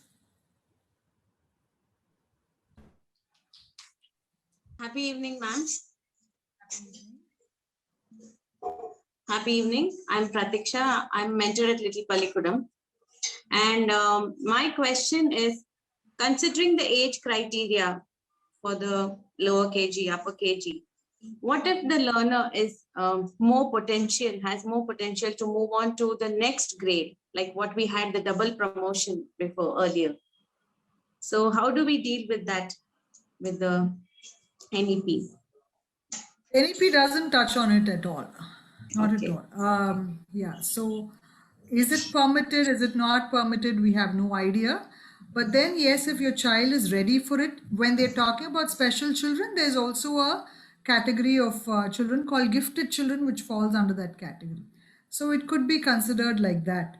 But generally speaking, if your child shows that readiness for it, the school, I'm sure, will recommend and say, why don't you put your child in this grade if your child is getting very bored with the program. There are also provisions for gifted children. So that should be the criterion. But just promoting a child 2 grades is not an option. Is this child socio-emotionally ready? Cognitive readiness alone is not enough. And also let us consider, see, when we're saying grade levels and all this is a purely educators, thing that we can have debates and discussions around it. My take on it is, where in society do you find all tasks that are done age-wise? Who says that grade 6 students should be only should be 11 years old? Why do you put students into silos of age groups of year by year by year? There are schools, there are schools in India which have experimented with mixed age groups, right? Even in a Montessori environment, or even in middle school where you have mixed age groups, 6th, 7th, 8th graders together. Why not? Why do you have to put them into these separate compartments of this is grade 6, 7, this is 8? Right? If they are all almost developmentally the same. Yes, 11-year-old is slightly different from a 13-year-old, but there are certain concepts that a particular 11-year-old can take and another one cannot. So why are we grouping them age-wise into a particular box? Right? We need to give it more thought. So it's not a question of double promoting a child, but then looking at ourselves and saying, okay, what is grade 6? What is grade 7? What does it mean? What are these objectives that we have to attain year on year? Is it even sensible to do and expect all 11-year-olds to attain those objectives in every subject? Who defined those objectives? A board of curriculum, right? But you as a school and as a teacher need to interpret that. So that's up to us to do. But double promotion is not the solution. Neither is a demotion. So we need to ponder on all this.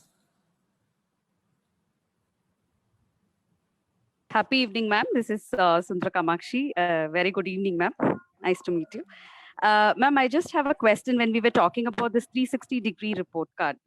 So as a parent, would it help me from the lower grade level to actually understand where my child lies with respect to the skill and the conceptual understanding, so that as a parent, I can actually play a role in developing the skill, or maybe I can support my child to understand, though it be linguistic or mathematical? Will that actually help me as a parent, was one question, ma'am. And the other one, with respect to the board grades, when they go in for, as you said, 9, 10, 11, and 12, when they get the the mark scores, will there be any changes with respect to this kind of a 360-degree report card aspect? No, the 360-degree report card goes all the way up. So it's meant for all the grades. But to what extent each board interprets it and asks them to do it is different. As far as international boards are concerned, it's up to you how you generate your report card. It can be as detailed as you want. Right? So yes, so that is your second question. The first question, yes, definitely, if you're getting such feedback right from an early age, definitely it helps. Because as a parent, what can you do is also something the school and the parent can talk to each other about. So during holidays, if they tell you right from a young age that saying, can you please read to your child, get him a variety of books, sit and read with your child, ask him to read and practice that at home. And also come back and read the same book to us. All this would help, right? So if there is a close partnership between the school and that parent, definitely it helps. By partnership, I mean where you are working in tandem with one another, and there's actually a kind of, especially if a child needs an IEP, can you have a notebook which goes from parent to child every day? So it's not just the end of term report card that you need to rely on, but ongoing communication with the school. That's important. So you don't need to wait till the end of the term even to know where your child stands. You should be getting much more regular feedback from the school. And that happens in schools in different ways. There are some schools which have weekly meetings with the parents, informal meetings, where parents walk in once a week, sometimes once in 2 weeks, and they come and interact with the teachers there. This is more of an informal feedback which they get right through. There are some schools in primary grade levels which send them weekly feedback and notes about every child, or a weekly report about, okay, what happened in the class. So you'll at least know what's happening in the school, right? And then you can check with the child on, okay, what have you done in this? How did you learn? And things like that, and see how well he or she can communicate with you. There are multiple ways like this in which you maintain that ongoing dialogue between you and the school as a parent. So that is how you keep track and monitor progress, and don't wait for that end of term report card to come. Thank you. That was a wonderful line, Miss Gayatri, not waiting for the end of the term report card. I think it would really help all our parents and teachers to follow up on that, either to give or receive reports. Oh, absolutely. Yes. Yes. Yeah. Do we have any other questions? Ma'am, it's me, Benila Rajendran. Yes, please. Ma'am, good evening, ma'am. I just have a doubt, like, as we are going to assess the children or the learner by their cognitive understanding, or as they are comfortable with, how does this apply on promoting them from one grade to another? I'm not just asking for the lower grades, but even for the higher grades, say up to pre-K to grade 8. Yeah, you need to look at promoting, actually, according to our government norms. We can't detain any child till grade 8. Okay. Ma'am, I'm not just asking on mark basis, but on the understanding basis. If the learner is a slow, progressive learner, how it is possible for him to catch up on higher grades if we are moving him to higher grades? Benila, you have the answer yourself in your second question, where you said, considering how will a learner be able to adapt if he's not in the same levels. So basically, we don't look at, as Ms. Gayatri put in, we don't look at promotion, and we are entitled to send children up the ladder till the grade. But as a school, and as a school where we work on the foundations, it is always better that we talk to the parent and see. Our main focus is the child, right? So we need to see that the child has the right foundation to handle a grade 4 or a grade 5 in the next level.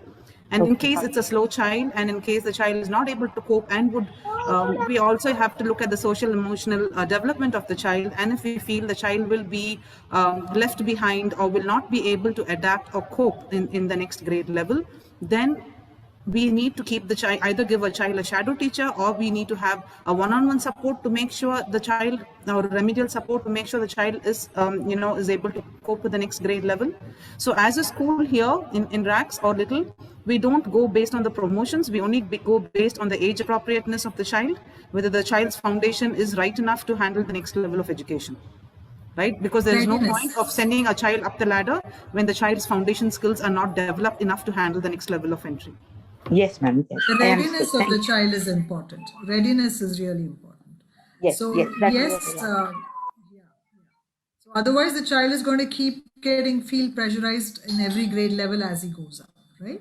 So we need to be careful about that. I think that brings us to the end of this session. I think it was a wonderful interaction, optimum participation from teachers, parents, and I'm sorry. Ms. Gayatri, Dr. Gayatri, thank you very much for your time. And I thank all the parents and the teachers to be able to raise valid doubts and clarify their understanding through their presence. I also thank Ms. Shweta for giving us this opportunity to interact with you, and this being just the beginning, we really look forward to many more such interactions with you and working and learning from your expertise. Thank you so much. It's been a real pleasure being here. I love the interaction. It's been more than 2 hours that we've been together today. And I've absolutely enjoyed meeting all this, the parents, the teachers, and I think it's a very, very interactive, participative audience we had today. Thank you so much. Very grateful for it. Thank you. Bye-bye. Thank you. Bye.